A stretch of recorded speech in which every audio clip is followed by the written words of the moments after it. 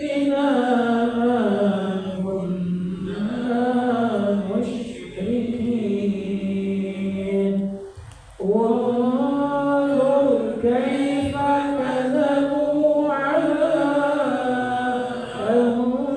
أنفسهم وضل عنهم ما كانوا يفترون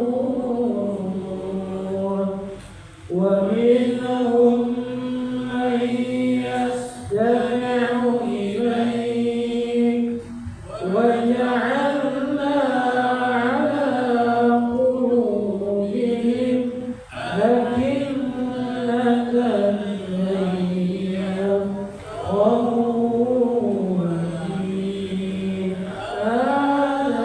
آذانهم وقرا وإن يروا كل آية لا يؤمنوا بها حتى إذا جاءوك يجادلونك يقول الذين كفروا إن هذا إلا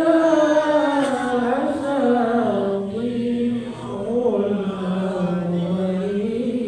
الأولين وهم ينهون عنه وينهون عنه وإن يهلكون إلا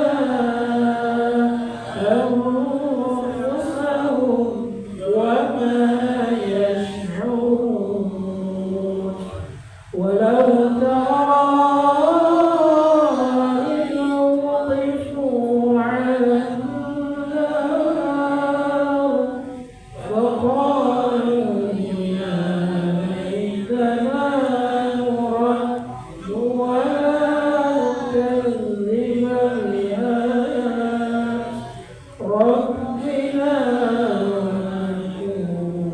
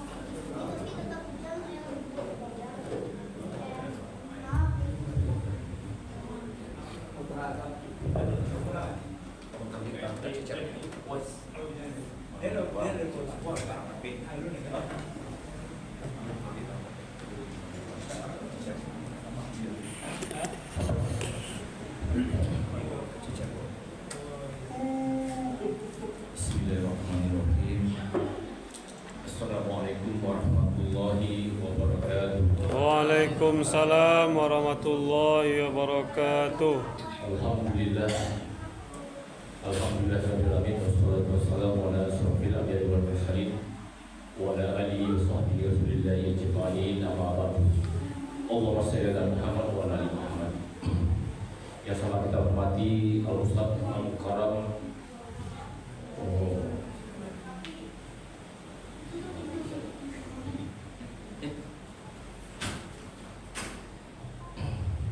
Dr. Hamnedi MAG, beliau sudah hadir di hadapan kita. Dan selanjutnya, walaupun hujan yang lebat, mudah-mudahan kita diberi rahmat oleh Allah Subhanahu wa taala. Amin ya rabbal Ini alamin. jemaah yang tangguh nih Ustaz. Walaupun hujan lebat, tetap bersemangat, tetap istiqomah dalam menegakkan dan membantu agama Allah. Amin ya rabbal alamin. Amin ya rabbal alamin.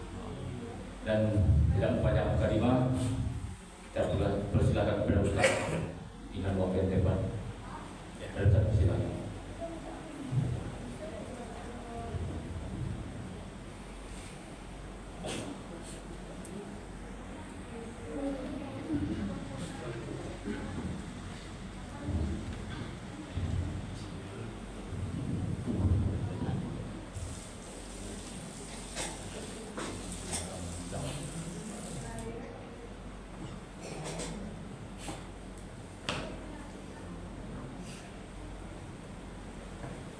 Assalamualaikum warahmatullahi wabarakatuh. Waalaikumsalam warahmatullahi wabarakatuh. Alhamdulillahirabbil alamin. Alladzi 'allama bil qalam, 'allamal insana ma lam ya'lam. Asyhadu an la ilaha illallah wahdahu la syarika lah wa asyhadu anna Muhammadan abduhu wa rasuluhu la nabiyya ba'da. Amma ba'du, yang kita hormati bapak-bapak dan ibu-ibu sidang jemaah tarawih mushola thayyibah yang dirahmati Allah. Seterusnya anak-anak kami yang hadir pada malam ini yang kami banggakan.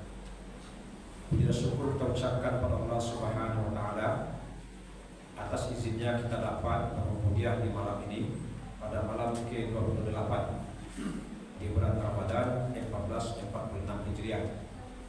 Kemudian salat dan salam tidak lupa pula kita bacakan wa Nabi besar Muhammad sallallahu alaihi wasallam. Allahumma shalli ala Muhammad wa ala ali Muhammad. Bapak Ibu yang saya muliakan, di sini ada tradisi yang menurut saya itu luar biasa ya, dan itu tidak mudah memulainya. Lalu sudah saya sampaikan ya, itu membaca Quran bersama ini tradisi yang bagus yang perlu kita pertahankan. Bojo-bojo di dakemo salah kemo banyak rasanya. Dan niko lah apa ya. Jadi kalau kayak tidak ada kan alasan kita itu banyak yang mencari. Tapi itulah ya sesuatu yang perlu kita lestarikan. Iko lah modal dan kau mati kan itu kan budaya kan. Pada kesempatan ini judul ceramah saya mengambil barang yang tercecer. Kita mungkin pernah menemukan barang yang tercecer atau barang kita sendiri yang tercecer, hilang berapa uang. Mungkin tertinggal di masjid, tertinggal di jalan, tertinggal di tempat bodoh dan lain-lain. Bisa uang, bisa benda, apapun apa namanya. Apa hukumnya? Dan apa tindakan yang harus kita lakukan terkait itu? Ini amal-amal yang praktis nih Bapak. Karena bicara tentang takwa, takwa itu kan tidak hanya dalam lisan, tapi ada dalam praktek kehidupan kita. Ibadah itu tidak hanya dalam bentuk puasa dan sholat, baca Quran, tapi dalam perilaku itu adalah ibadah. Antaranya mengenai barang yang kita cicai. Bapak Ibu yang dirahmati Allah, ada dua kasus yang bagi saya cukup menarik perhatian. Sekitar hampir 2 bulan yang lalu itu ada berita nasional itu, seorang tukang sayur menemukan barang yang tercecer dan begitu berujung malapetaka, berujung penjara. Ceritanya begini, tukang sayur ini menemukan dompet yang tercecer, lalu diambilnya. Ternyata di dalam dompet ada uang, ada juga kartu-kartu, ada KTP, ada SIM, dan ada kartu ATM. Di situ juga ada kertas kecil bertuliskan nomor PIN dari ATM tadi. Nah, mungkin Pak Lumpuh mungkin yang punya ATM pas itu tulis di KTP, masuk ke dalam dompet, pada KTP ATM tadi. Sabana itu kan jarang-jarang melakukan itu kan awak kata nama. Tapi kok tadi Pak Lumpuh tadi Pak masuklah nomor PIN ATM ke dalam dompet. Nah, oleh tukang sayur tadi diambillah uang di dalam dompet, dibelanjakan labi B3, ternyata adalah ATM barang dia ada juga ATM. Ditariklah uang yang ada di ATM itu berkali-kali sampai nominalnya 20 juta. Ada main-main ya kan, sampai 20 juta berkali-kali. Dan dia tidak merasa bersalah.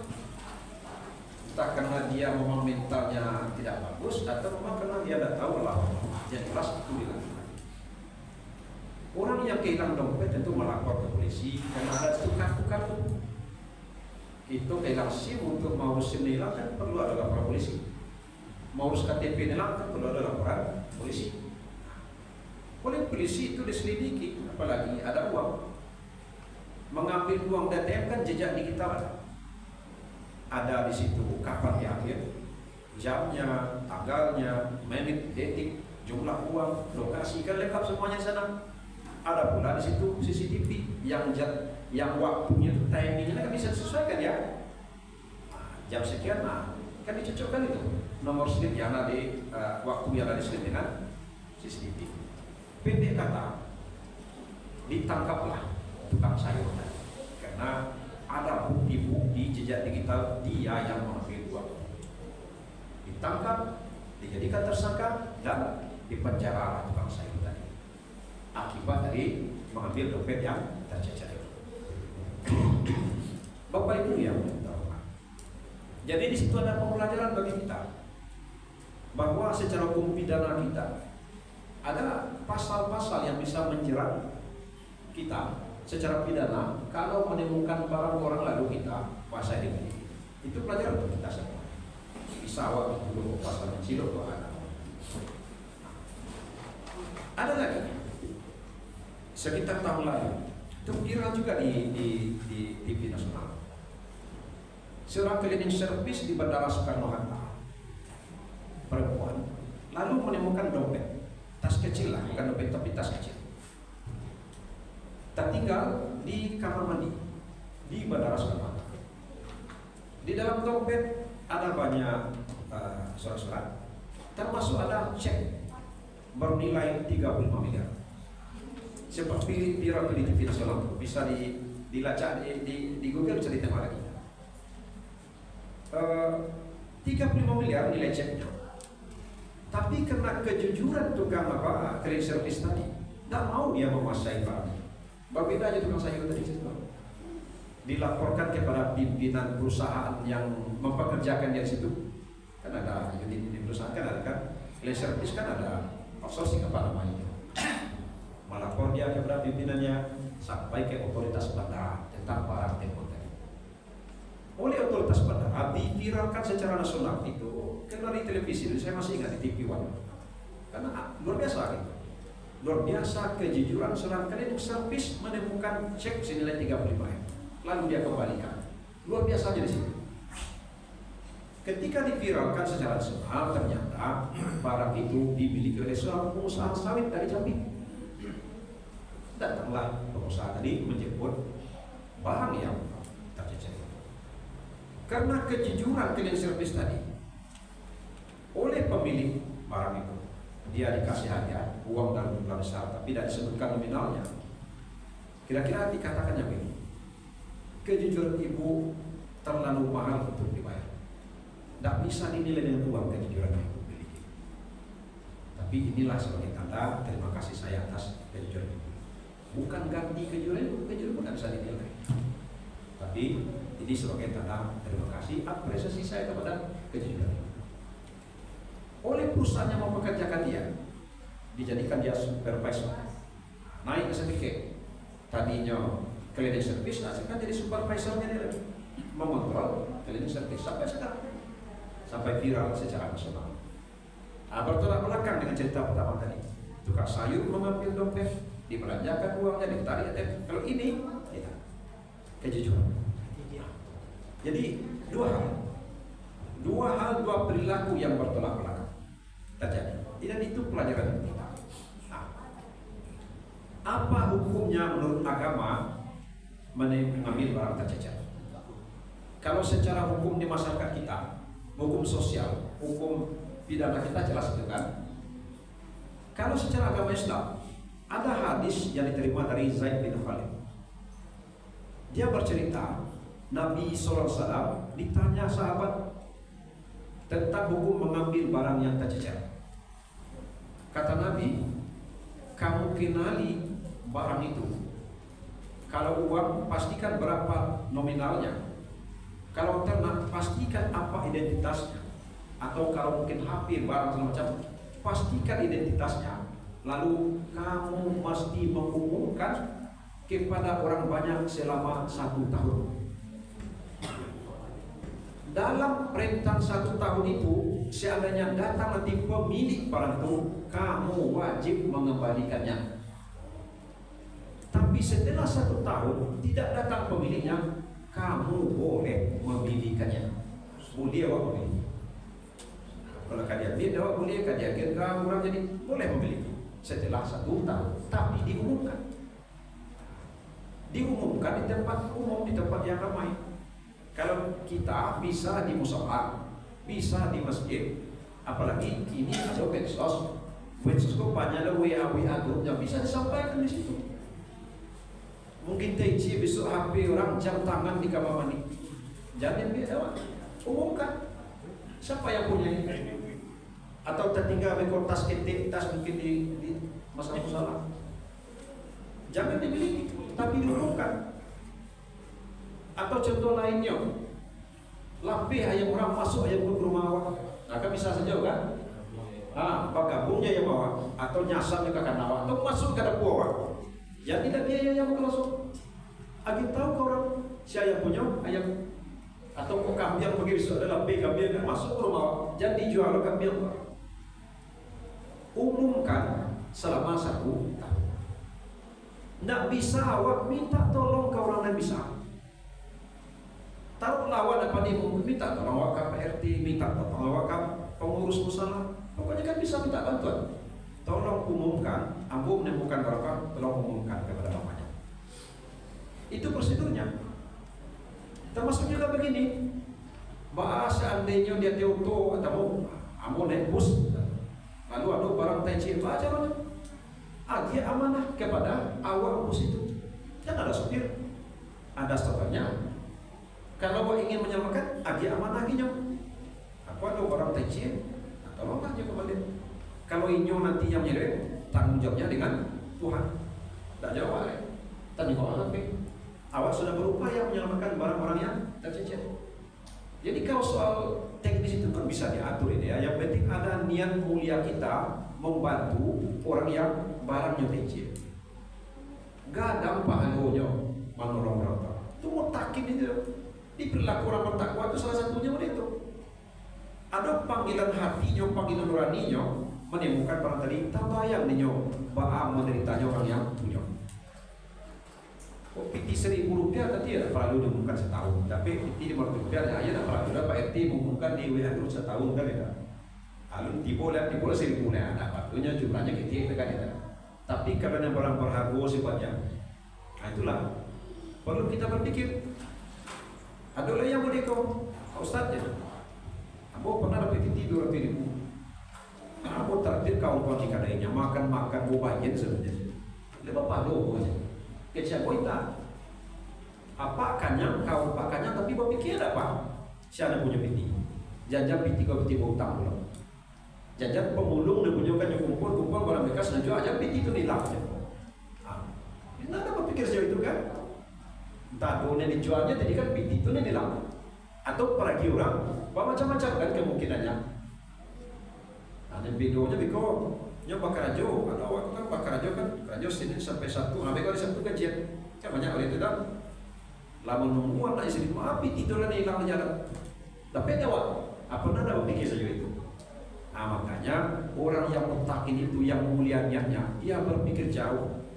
Sia-sia kalau lagi punya ketika. Kau orang kayu mungkin sakit dia ketika. Tapi kau basuh di orang tidak, tentu begitu bermakna. Atau temukan HP. Kalau HP tertinggal kan tidak bisik HP saja tidak jadi masalah. Tapi juga ada data penting di dalamnya, ada nomor di dalamnya, tak bisa dinilai dengan uang. Betapa paniknya yang punya barang itu. Ini wak selamatkan, candok kadang tidak. Pasti wak panjang kan, terdengar dompet depan, terdengar tas ketebak, pasti gundah kan. Tiba-tiba kalau di WA siapa yang punya ini, wak kira-kira bangkit semuanya kata. Jadi begitu mulia dan terhormatnya kita ketika mampu menyelamatkan barang orang tadi, lalu awak balikkan kepada yang punya. Dia caro-caro tadi. Itulah yang mulia. Kalau dikuasai dah berkah.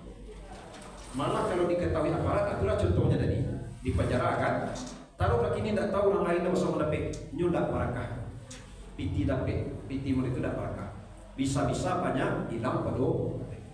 Karena lupa pamio di orang kayak botak karena ada pamio di orang kayak dulu. Kecilnya nak bagi orang yang menggali gua tapi piti di jalan jam masuk ke jiwa nak kecilnya batu bisa kadang hilang kalau tapi penandang dengan pamiota itu kan suatu bukti bahwa ternyata tidak ada berkah. Jadi tanamlah niat mulia, upayakanlah pekerjaan mulia dalam membantu mereka dengan cara-cara tadi. Ini awak minta tolong ke orang itu menyeleweng, biarlah itu urusannya dengan Tuhan. Dan awak sudah punya niat mulia, punya usaha yang mulia untuk mengembalikan barang-barang seperti itu. Bapak Ibu yang dirahmati Allah. Jadi seperti itulah ajaran agama kepada kita. Bagaimana bahwa yang beribadah itu tidak hanya mengaji, tidak hanya sholat, tidak hanya puasa, tapi membantu orang lain yang barangnya kehilangan. Oleh Imam Syafi'i dibaginya 3. Ada 3 hukumnya mengambil barang yang kecil. Oleh Imam Syafi'i. Yang pertama kata Syafi'i, hukumnya wajib.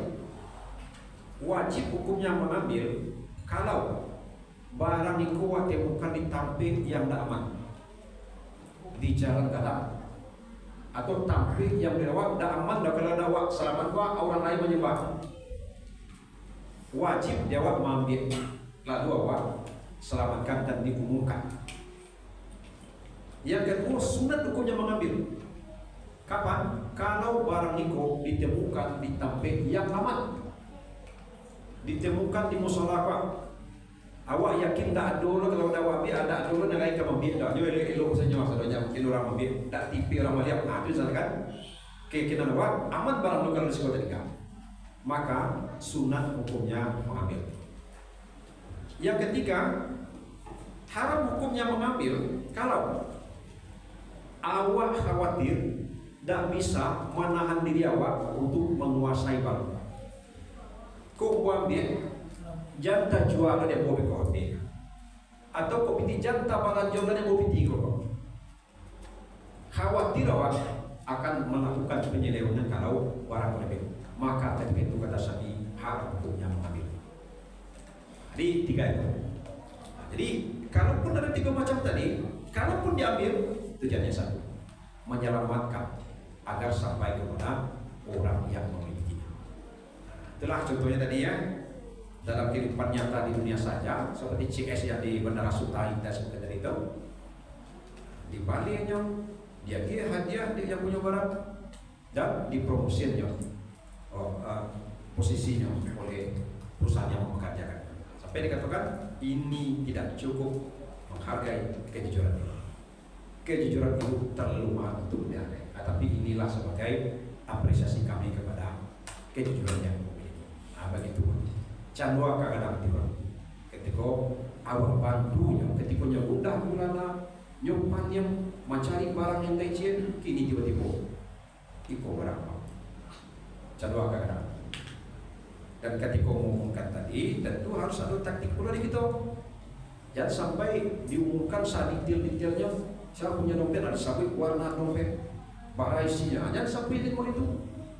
Sama beko tibo, orang mengaku-ngaku kan nyono punya kecilnya, nggak jaga kan, awak punya masihnya. Padahal tak, apa punya pakaian ala strategi. Jangan sampai bisa ditelitinya. Ketika orang mengaku, boleh tanya awak namanya ke dia. Barang pitinya, wanita dia kok cocok keterangannya dengan barang apa dia juga. Tapi kalau tidak, tanya mengaku-ngaku. Itu soal strategi. Jadi Bapak Ibu itulah yang kita sampaikan, mudah-mudahan ada manfaatnya bagi kita. Jadi perilaku orang bertakwa itu salah satunya itulah tadi. Pahit baginya sesuatu yang tidak punya nyoba. Dan terpanggil hati nuraninya membantu orang yang dalam penderitaan, terutama dalam kehilangan tadi. Boleh bertanya kalau ada ragu. Kalau tidak, puasa saya. Ada ragu? Atau laku? Tapi ame di muku ATM. Ulangnya itu Ustaz, baca Ustaz. Ikan itu jalan tadi kan. Bisa beko diumumkan. Ma tampe ada ndak masaji dari kes atau apa? Ada. Atau bisa saja beko di WA. Pokoknya carilah. Ada upaya. Nabi Ustaz. Ya. Wah, Nabi. oh, pakai ya. Kalau dia sudah tuh, ya. Kalau wah ini mau coba kamu Pak ya. Kalau dia sudah tuh macam sakit muda-muda macam mana nih? Kalau yang mencoba tuh menunjukkan kamu tuh. Orang terpakai kok. Ya jelas 1 tahun lagi. Apa dia jadi? Kalau dia sudah, itu kan laki lah selesai ya. Biar ketuan so jarak kan tapi dekat depan ya. Itu kan. Kini tapi punya ya. Ini baru dapat kecil kan? Baru tadi kan? Dan nyoba sampai kecil ya kan? Bapak Sun kecil masaji. Ya kalau jumlahnya kita 1.500 tidak bah, ini maksudnya. Anda kemungkinan dibuka kan? Tapi di situ masuk salah ketempah kan? Ada mungkin ke dibuka. Tapi kalau jumlahnya kadang adalah sosok-sosok ketempah. Lakukan acara tadi dulu kan? Masuk dong berapa? Intinya berjuta kan aja ini masuk dong ketempah. Jangan benar ke siapa yang mengurus. Ikut pandai orang buka kan tidak? Umumkan dulu itu.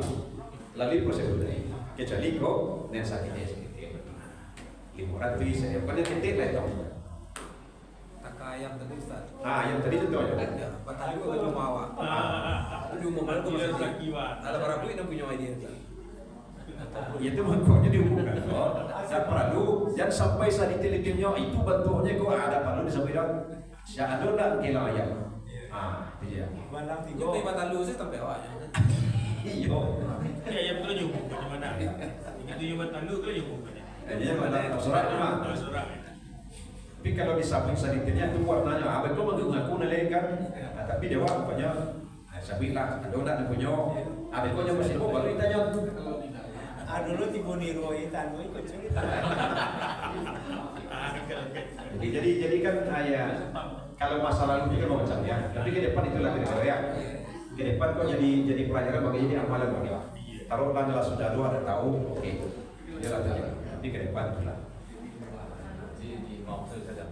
Ya kalau sudah tuh apa boleh kan dia sampai gini orang punya tak jadi kan. Boleh jadi orang punya bisa lagi bayi gini kan. Kok kasih apa ya? Nyurah tak lo jadi kan. Dia sudah kan. Definisi dapat itu kini lurus. Apa aja tidak lo kan. Coba ke depan. Coba dan suara. Oke Pak ya. Dia ada perlu banyak tapi jadi pelajaran juga dia Pak. Abis salo mewariskan ini ajar kecil-kecil. Ya kan dia gaji kita sampai di awal saja. Bisa lo main ini lain. Kok tak tadi pun kan sarannya atau semuanya main. Kalau lama ini nyoba nanti asik kan. Kau kan tidak bisa lo memasukkan kan itu. Itu saja yang kita sampaikan. Bila itu pilih saya. Assalamualaikum warahmatullahi wabarakatuh. Waalaikumsalam warahmatullahi wabarakatuh. Alhamdulillah, terima kasih ucapkan kepada Ustaz.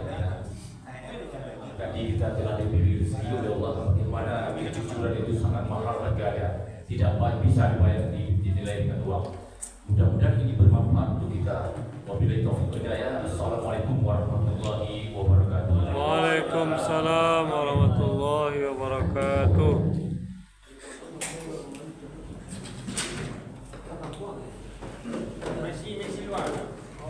Nasib natin eh.